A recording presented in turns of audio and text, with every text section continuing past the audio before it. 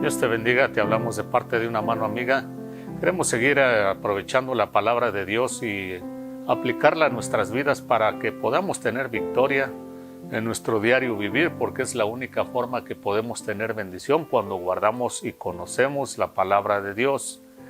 El Señor no está interesado en bendecir a nadie que pues vaya en contra de Él y de su palabra. Con todo y eso le da paciencia o tiene paciencia y le da tiempo a la gente para que lo reconozcan como Señor, como Salvador, que Él es la única salida que tenemos, el único que se merece la alabanza y la adoración también. Porque mucha gente en su religión pues creen en otros dioses, creen en cosas vanas, creen en muchas cosas. Y sabemos de que pues la palabra de Dios es la verdad y dice que solamente hay un Dios y un Salvador. El Señor Jesucristo en ocasión dijo: esta es la vida eterna, que te conozcan a ti, el único Dios verdadero, y a Jesucristo a quien tú enviaste. No hay otra forma de obtener vida eterna. Vida física cualquiera puede tener aquí en este mundo como ser humano, pero vida eterna es otra cosa, solamente a través de Cristo Jesús. Y para eso es la vida eterna, para eso es el Espíritu Santo de Dios, que es eterno, para que nos enseñe a vivir la vida eterna desde ya estando aquí en este mundo.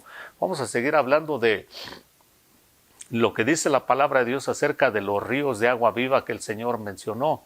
En el Evangelio de Juan 7, 37 y 38, el Señor dijo: en el último y gran día de la fiesta, si alguno tiene sed, que venga a mí, dice, como dice la Escritura, el que cree en mí, como de su interior van a correr ríos de agua viva. Y pues el Señor sabe que todos los seres humanos sin el Espíritu de Dios tenemos sed, hambre y sed de justicia es lo que necesitamos tener. No hambre y sed de venganzas y de cosas vanas, pero hambre y sed de justicia, porque el Señor dice: todo aquel que tenga hambre y sed de justicia será saciado. Hay que venir a Cristo, nacer de nuevo, recibir este Espíritu Santo de Dios, y entonces uno puede disfrutar de esos ríos de agua viva, de la misma naturaleza de que Dios está formado, es su Espíritu. Ya vamos a sobrepasar los problemas, las dificultades de este mundo, que este mundo nos trae pues diariamente, los vamos a soportar con el poder de Dios. No que Dios nos vaya a librar de todo, pero nos va a dar el poder para soportar, porque dice en el libro de Romanos 8, capítulo 8, dice que la ley del Espíritu de vida en Cristo Jesús, nos libra del poder de la ley, del pecado y de la ley y de la muerte en Cristo Jesús. Nos libra del poder del pecado y de la muerte, o sea que ya podemos pasar los problemas, ya no nos van a hacer el mismo daño.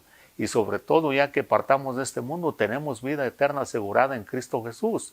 Esto es para el que lo quiera creer, no para que cualquier persona, el que lo quiera tomar, porque Dios es fiel y verdadero. Entonces el Señor habló de sus ríos, de esos ríos de agua viva, que todo aquel creyente, el que naciera de nuevo los iba a experimentar. Pero vea, si la gente no acepta los ríos de agua viva que el Señor ofrece, es porque están saturados de los ríos que el enemigo ha trabajado desde allá, desde Adán y Eva, desde que cayeron, que fueron expulsados del huerto del Edén.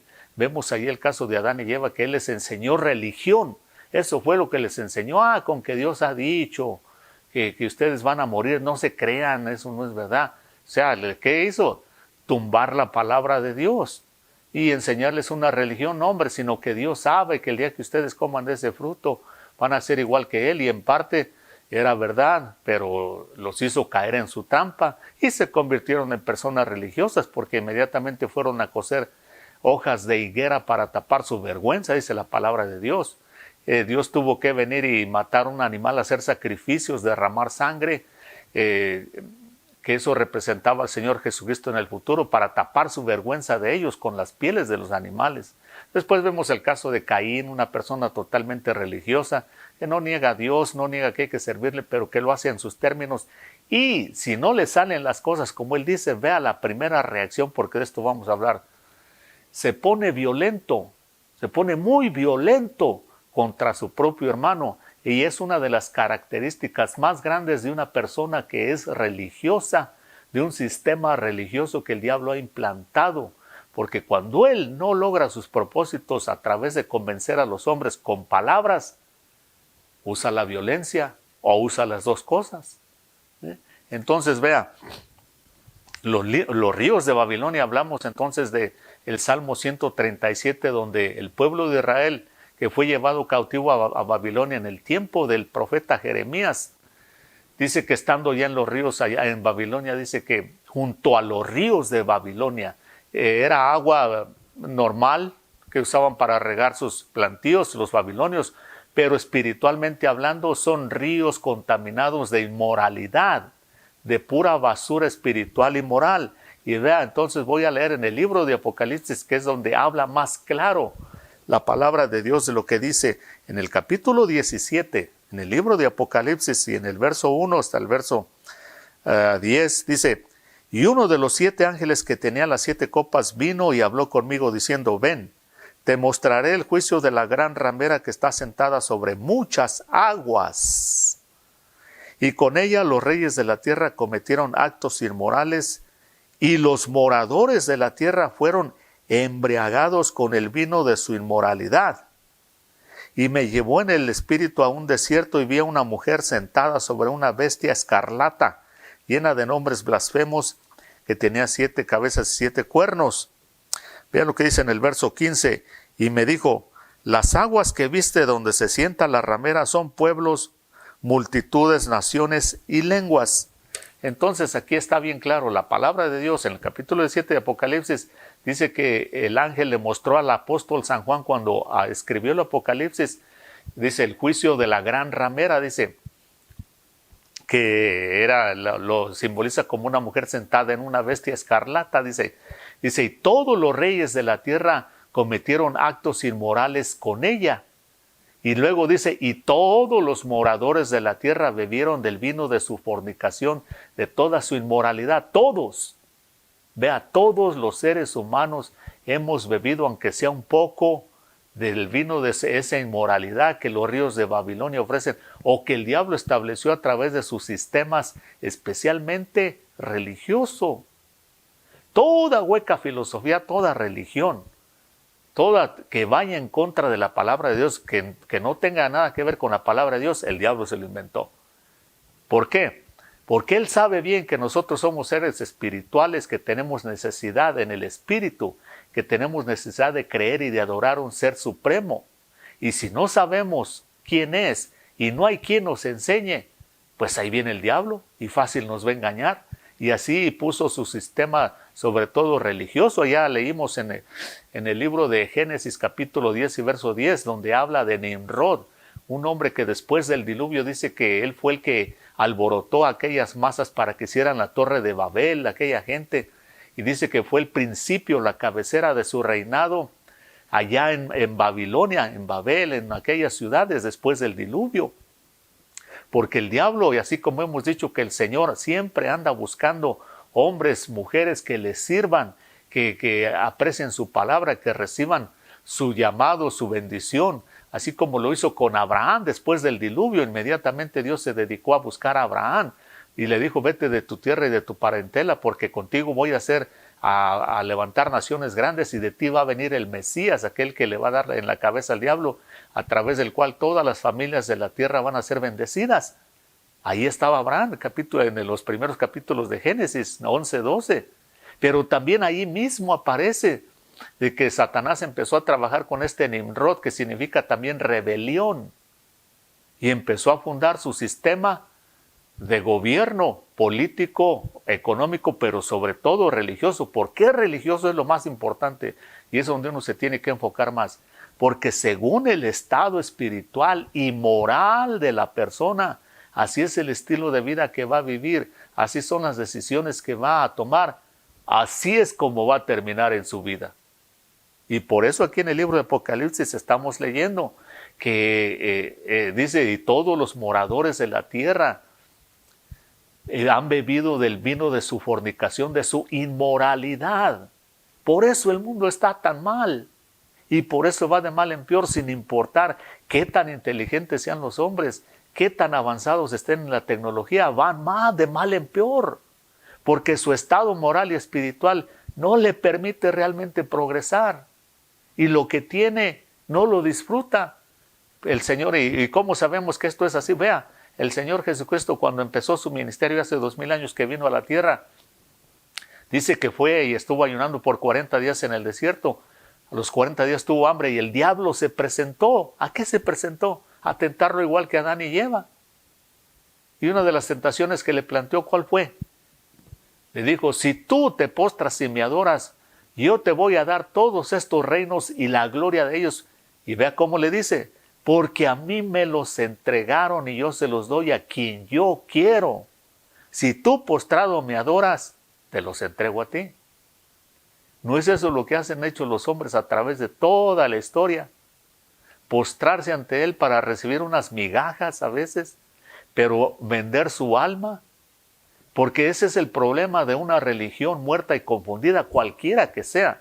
Y no vamos a dar nombres porque mucha gente se enfoca mucho que es la Iglesia Católica, otros que dicen que son la Iglesia, la religión del Islam, pero aquí estamos hablando claramente de que según la palabra de Dios, el diablo fue el que se la inventó desde muchos siglos atrás, desde antes del diluvio. Así que es un espíritu de religión realmente el que está detrás de todo esto, no necesariamente una institución solamente.